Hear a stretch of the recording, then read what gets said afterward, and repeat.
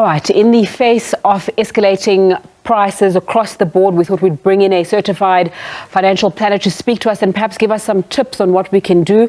Tsunga Masendeke joins us now. Tsunga, very good afternoon to you. Thanks so much for your time on SABC News. Fuel is above 25 Rand a litre, headline, and food inflation also up. How does one prepare themselves for now and what's surely going to come in the future in terms of even more increases?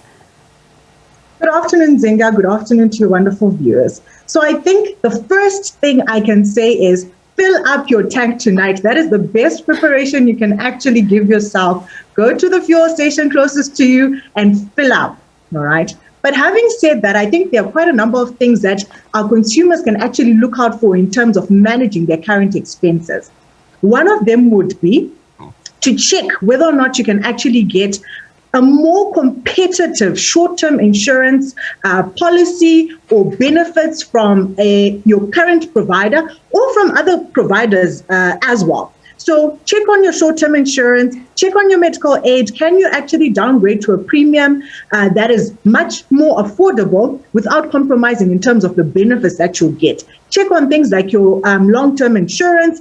Can you actually afford to decrease the benefits? Obviously, making sure that they're still in line with the needs that you need to make sure are well catered for. So I think those are some of the things that consumers can do in the short term just to alleviate these increasing costs in the living expenses. So now, often in a time of crisis, people say this is the time, even if you don't have big savings, that you should be focused on saving more. And just explain the importance of that, and also explain how if consumers are feeling the pinch more, they're supposed to be able to be saving more. Great one, Zinga. So I think 2020 taught us something extremely profound, that nothing is certain, but you always have to be prepared for change.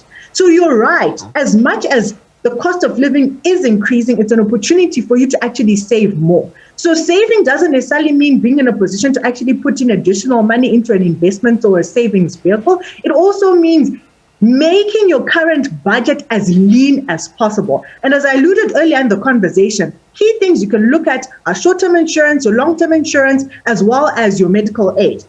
Then in terms of being in a position to actually put aside money, it's very important for you to have an emergency fund, Zinga. I cannot overemphasize the importance of having at least 3 to 6 months worth of your expenses saved up.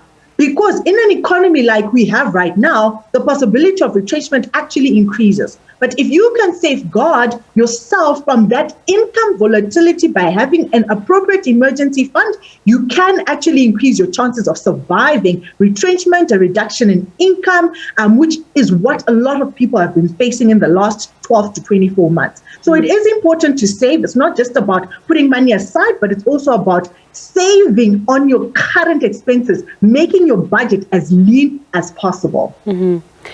What alternative solutions should people be exploring besides the one that you've spoken about when it comes to not just surviving, but also thriving as well, being able to plan for their dreams, being able to reach certain goals that they want to set for themselves?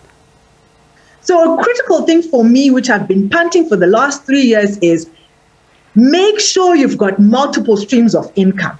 You can squeeze and save on your expenses until your eyes go red.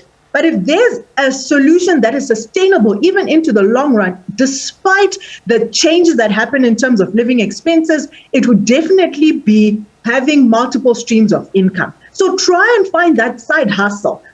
If not one, find two. As long as you've got multiple streams, try and make sure that those multiple streams actually work for you. And when we say multiple streams of income, it just doesn't mean that you're doing one side hustle. It can be 2 or 3 things that have got multiple payouts, number one, or 2 that have got payouts that come in different seasons or different times. So something might pay you daily, something may pay you weekly, something may pay you monthly, but make sure that you're varying the streams of income so that you actually protect yourself from the increases in the cost of living. Another important thing that I'd also advise people to look at is things like your variable expenses. So you've got things like fiber, you've got cell phone contracts, you've got grocery. Wherever you can actually go out and find cheaper deals, do that for yourself. It will definitely count in the long run.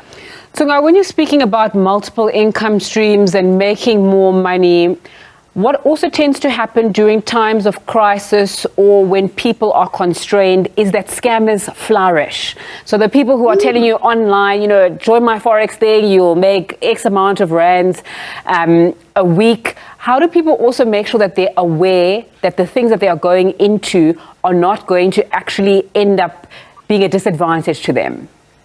Brilliant question, Zinga. I love it because just today I was actually coaching one of my clients.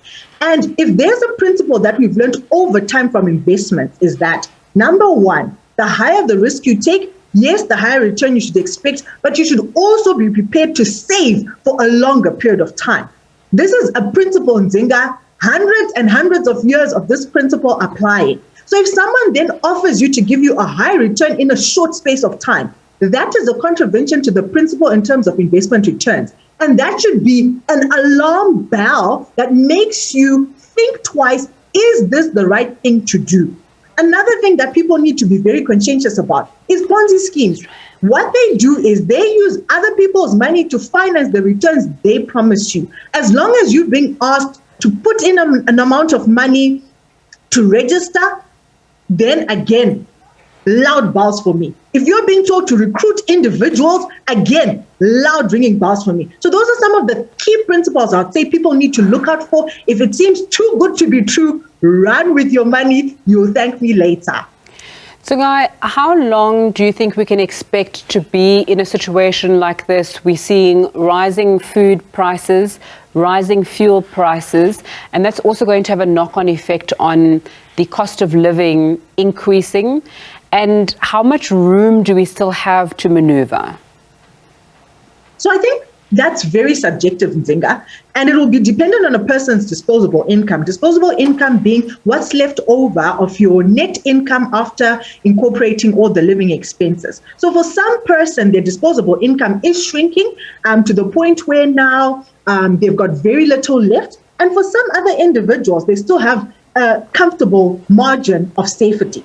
So if you realize that you are not going to be able to cope, i.e. your disposable income has reduced to between 0 and 5%, then that's a good time to reevaluate your current expenses, make sure you're cutting them as thin as possible. If you've got one stream of income, another opportunity for you to actually now start having multiple streams of income. So the room of safety, the margin of safety will differ for different individuals depending on what they earn. But if you find that you're getting to the point where disposable income is now between 0 and 5%, then you need to start acting by implementing some of the strategies we've already discussed. Tsunga Masendeke, certified financial planner, just joining us there, speaking about how we can prepare for the difficulties that are now and that are yet to come with the rising cost of living.